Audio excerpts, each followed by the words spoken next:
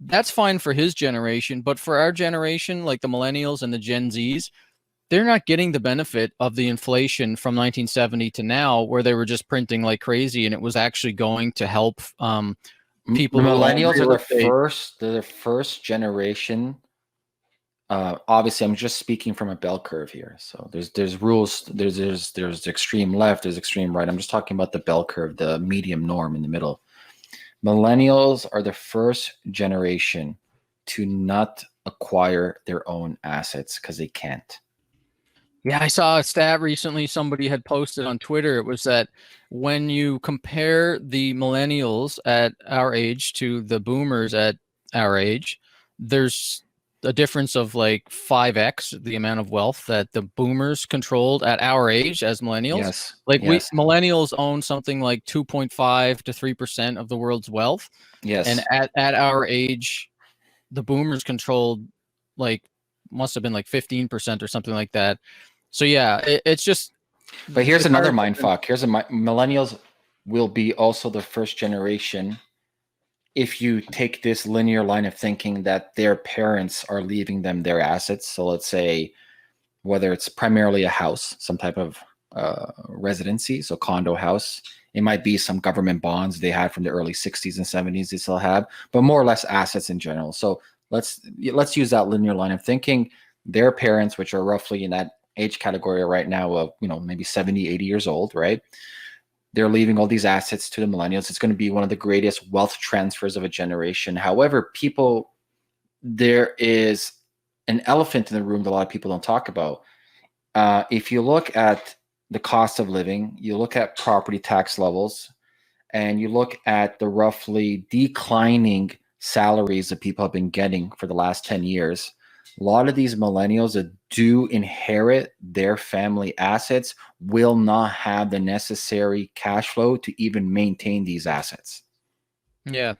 And even though they may inherit like a place that could be worth $1 million or something, like say in a city like Toronto, they won't have the money to fix it up if it needs repairs. Well, yeah, you have it's called the 1 to 3% principal rule. So you take the value. So the condo is a little bit different because you have to pay condo fees. So condo fees goes towards maintenance. But let's say you get a house, $1 million house in Toronto, you do 1 to 3%. You need to at least do $3,000 to $10,000 a year for maintenance, shingles, fix that, electrical, plumbing, whatever. There's a bunch of stuff. Constant fixing of a house. So you need that principal down on a yearly basis. Property tax, people forget. On a standard $1 million home in Toronto, property tax is what, 6,000, 7,000, give or take, roughly, depending on the neighborhood you're at. Okay, you have insurance on the house you got to pay. Then what else you got to pay? You got to pay electricity on the house. You got to pay water on the house. You got to pay hydro on the house. You got to pay your. It all adds up. So like Yeah. the cost of the actual house, and I have rough estimates because I did a whole different deep dive. At least Toronto. So Toronto's similar to some areas. So Vancouver, we passed Vancouver for valuation, and we're slowly creeping up to areas in California. We're about 475 to 565 a square foot here, which is quite expensive. $1 million standard home in Toronto, semi-detached without a garage, so that's a standard. You're looking at rough overhead to keep on a yearly basis around 18,000 just to keep it. You've done these calculations. Just to keep it. That's it. Nothing else. And that doesn't go into, is there still a big mortgage on the house that your parents leave you? So what do you think people are going to do, right? Oh, they're going to dump. Oh, they're going to sell. Yeah, exactly. That's exactly it. Yeah, and they're most likely going to dump for other assets. Like they're probably going to get maybe a smaller property, maybe like somebody posted in your chat there that they're going to build a tiny home on someone else's property. That's funny. Tiny homes, man. I can't stress how draconian laws are. A lot of places in Ontario don't allow you by the rule, the tiny townships to actually build a tiny home. The rules are really fucked up. There's a lot of lobbyist groups out there. Even in fact, when Airbnb, for example, there's areas up north, because my area where my cottage is, we allow it, but it's kind of broken up into townships. Like you go to Collingwood, and people who are listening to this who are not familiar in Ontario, just pretend we're talking about cottage country, about an hour and a half north of Toronto. They actually make it illegal for you to have Airbnb and illegal for you to have small dwellings for you to even make money. That's insane. Insane. Yeah, it's pretty fucked up. Your own property that you pay property tax on it, that you're not allowed to rent out rooms or even build a tiny home to have it on your own fucking property. Yeah, I was gonna buy a place in Nova Scotia actually, and there was restrictive covenants in Nova Scotia on the property by the water. We were gonna put a little tiny home because it was a nice, huge, like couple acres on the river, the Mire River, which is a really sought after place. But yeah, we found out when we were about to close that there was restrictive covenants saying you couldn't build a tiny home on your own land. I was thinking like, why am I gonna? I'm gonna like build this property, this dream property, and I won't even be able to like put a tiny home for my brother to come stay with me and stuff. Like I'm like, screw that. I'm not gonna like abide by these rules. I'm too much of an. It's really stupid loopholes. Like you're allowed to then have a portable fucking RV trailer. I couldn't even have that. I couldn't even have that.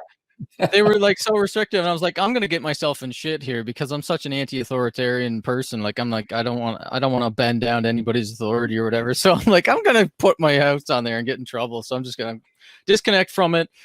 Mm-hmm. But going back to that original topic of the inflation, yeah, it's an interesting thing. I always like to think, what is it going to be?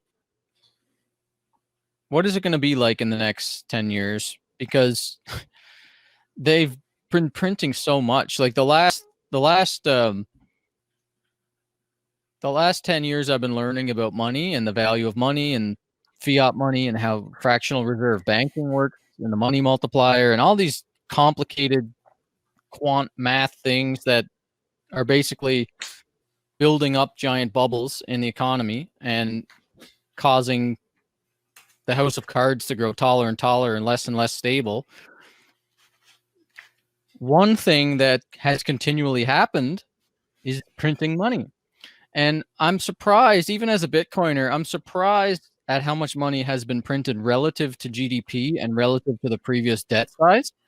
Even though we just had like $6 trillion be printed in the US and Canada's in worse shape than that, like in terms percentage wise, it's not unheard of. We're basically back to the same levels of debt to GDP as World War I times, like the Depression era times.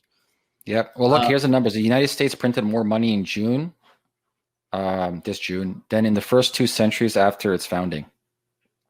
So that's a reason why you have like institutions coming in and taking a serious look at Bitcoin as